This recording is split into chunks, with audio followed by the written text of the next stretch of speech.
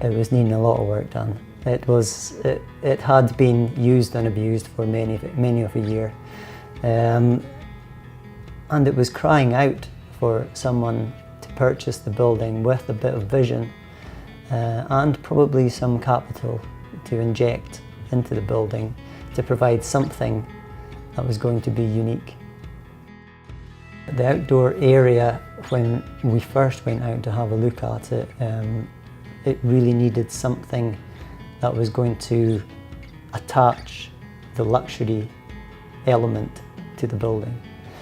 We had a lot of area that was quite dark. We had cut back quite a lot of foliage to open that up, and we had quite a lot of areas where we were looking at something that would not only just be landscaping but could retain the ground that was there.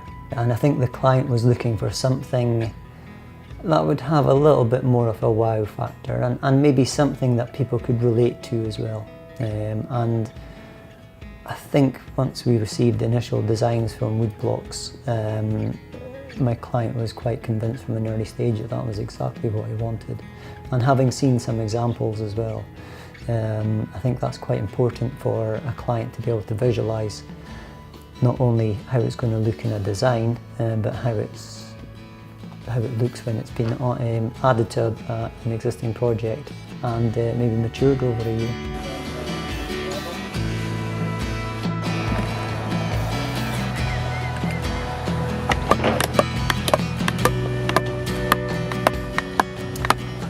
It certainly takes the edge off a new build, for instance, and it certainly added to the space that we had. I think that being able to sit and look out onto something that has either got a lot of greenery or a lot of plantation, something that softens up the landscape, I think it's mood changing, I think it's relaxing, and I think it's something that we should all have, which I'm sure that quite a lot of people who are living in a city, living in a built up area, simply don't have. And I think it should be encouraged.